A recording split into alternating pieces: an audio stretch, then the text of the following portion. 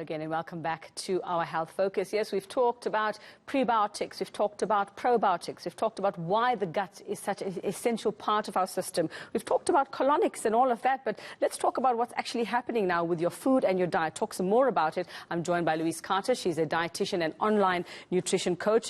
Louise, thanks so much for your time today. And I suppose, yes, it all comes down to, like we've heard from all our experts today, that it comes down to what you're actually putting in your mouth when it comes to our gut health, yes? Yes, hi Becca. Yeah, we can go with all sorts of supplements and all sorts of remedies that everyone has spoken about, but ultimately it comes down to what we're doing every single day and what we're putting into our mouths, yeah. So what are you seeing as the common conditions? What are people coming to you with when it comes to their gut health? And I know everybody has their specific sensitivities. I have my own as well, wheat, gluten, you name it, it's all there. So what are the common problems in modern-day South Africa that you're seeing? Most people that I see, and even if they come to me from a weight loss point of view, so, you know, every single client that I see tends to have bloating. Everybody's tired at the moment. Constipation or diarrheas, they tend to swing between the two.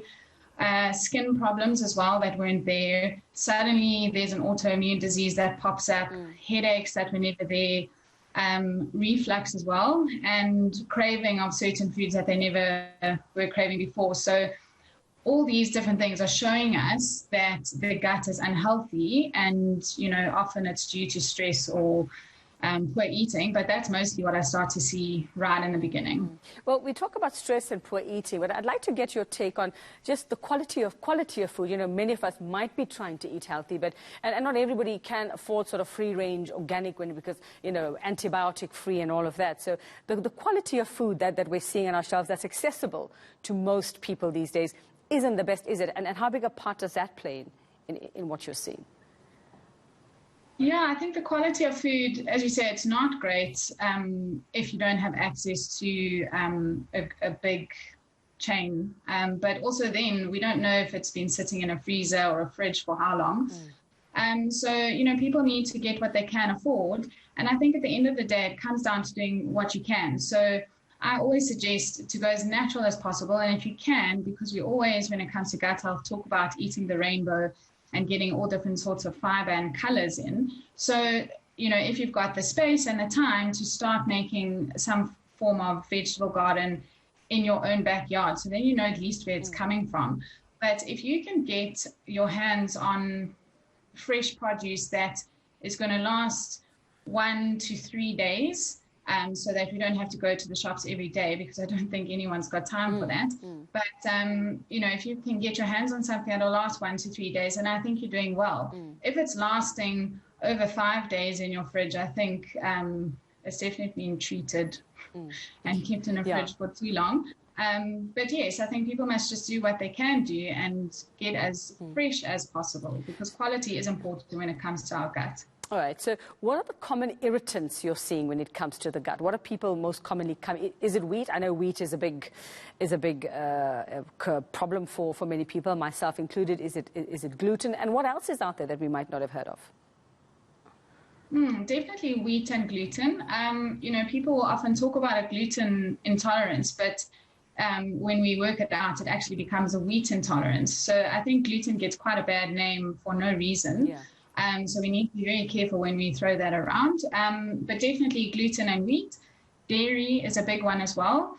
And preservatives are coming out quite a lot as well. So, you know, on that point, again, going right back to natural and as fresh as you can get.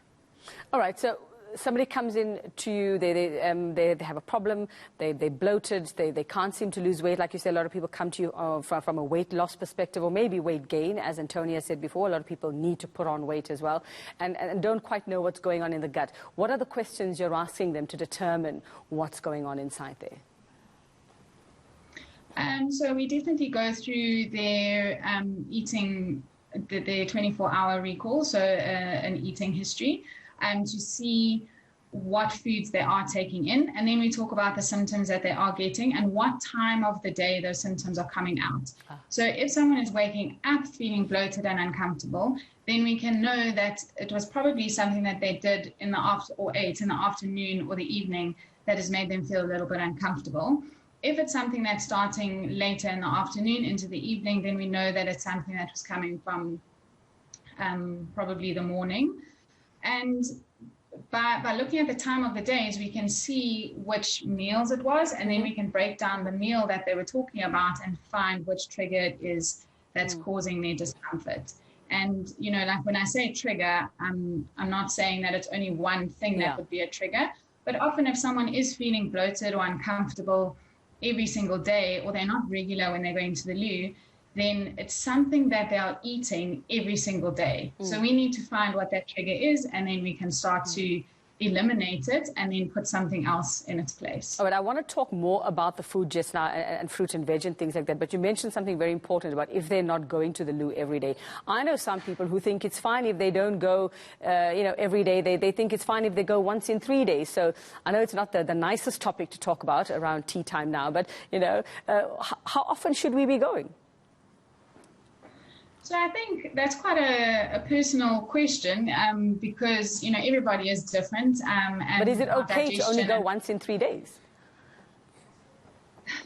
I would say no, but for some people that is normal. And, you know, part of my goal when working with someone is to get them to go every single day. So if you were asking me as a professional, I would say we should be going at least once a day. And people usually go to the loo either in the morning or later in the evening. That's got a lot to do with stress and how your body wakes up and all of that type of stuff. But definitely the goal is to get someone to go to the loo once a day. And it's amazing how, like you say, people think it's normal. And then when we make the changes, people are so grateful and they feel so amazing because, you know, they're feeling so much lighter, if you want to call it that. So much lighter, yes, of course. So let's go back to those fruit and veg. And the reason I want to ask about this is because, you know, I've been given advice to say, you know, don't eat fruit at night before you go to bed. If you need a little snack, if you're still hungry, fruit at night is a no-no. Don't eat fruit directly. I don't know if it's before or after a meal because of the fermentation process and what happens to other foods. So just some advice. And is all veg okay to eat? I mean, I'm assuming there might not also be some veg that you shouldn't be eating with a nighttime meal, and some things are only for sort of earlier in the day. That's quite a broad, loaded question because everybody is different. So if I can answer this as a blanket response, I think, you know, adding a carbohydrate, for example, even if it is a vegetable, so your carby vegetables, in the evenings is not a bad thing unless you have a problem with it. Having a fruit after dinner, in my opinion, is better than having a piece of chocolate or an ice cream or something like that. You're getting your sweet fix out of it. You know, they do say you shouldn't have fruit at night, usually because of your teeth, because you're not actually changing the pH in there until you brush your teeth. So there's something there as well. But I think, you know, if you're following a relatively healthy diet and you are hungry before you go to bed and you happen to eat a banana, I don't think it's going to have any bad effect on you at all. Okay, well, there's the other myth you've just busted. People say don't have bananas late at night, and it's okay to have one. I also read that somewhere recently as well, and I was like, they've turned my world upside down now. You know, everything you're told not to do, some of the things you actually can do, they're okay. 100%. And just on bananas are really great prebiotic food. So you're doing your gut a favor at the same time. So fantastic. I think we need to, you know, debunk a lot of myths when it comes to fruits and vegetables. But, you know, that's a whole topic for another day. But I think people do need to be careful what they're reading and believing when it comes to fruits and vegetables in particular. And I think just a final word from you, Louise, on meal times and how important when we're having our meals and how important is that for gut health? What time of day, apart from exactly what's on our plate, are meal times important? I was told nothing digests after 7 o'clock. You should be having your supper at around 6. That's the ideal time.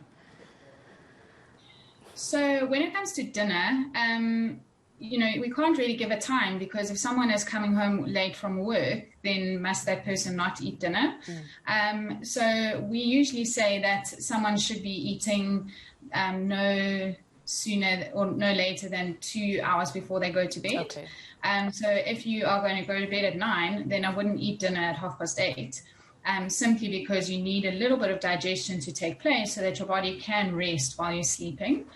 When it comes to breakfast, there is that intermittent fasting concept. Yeah. And we do know that by fasting, we do help the good bacteria in the gut, to the ones that do feed on that mucus lining, we do help them by fasting. So I'm not saying everybody should fast. I most certainly can't, but a lot of people do benefit from fasting. So when it comes to breakfast, I don't think we need to wake up and eat.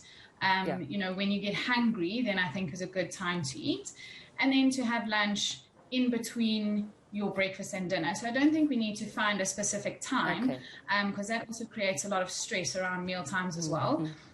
So if you are eating when you are hungry, when you wake up, I think that's very important, not to force the breakfast issue. Obviously, I'm talking about adults now, not children. But, you know, not to force that breakfast issue. And then your lunch when you are getting hungry again. And, you know, when it comes to snacking, I don't think that snacking is very important. If you are hungry, then you should snack. If you are not hungry, then there's no point in doing that. You're just overloading the system. All right, fantastic. Thank you. And I think you've made banana lovers everywhere happy today, Louise Carter. Thank you so much for that and sound advice there. And I hope that we've managed to help you on our health slot today. Your gut health is so important. Take care of your gut. Trust that gut feeling. We'll be back in a week's time helping you help yourself.